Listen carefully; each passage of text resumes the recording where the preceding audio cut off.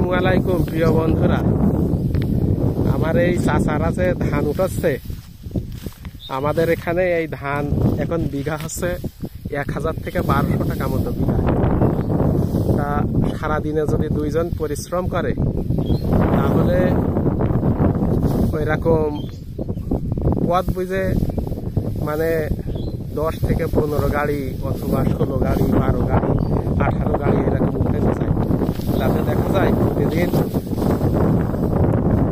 4 থেকে 5000 টাকা মতো 6000 টাকা মতো উপার্জন করতে পারে দুইজনে খুব সুন্দরভাবে।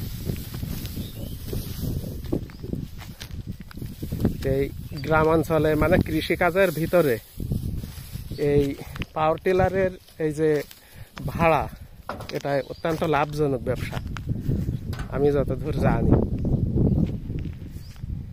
আর আগে তো ওই যে বলদ বা হালের গরু দিয়ে কাজ করতো, তখন কিন্তু অনেক পুঁজির প্রয়োজন হতো, কেন হালের বলদ কিনতে গেলে।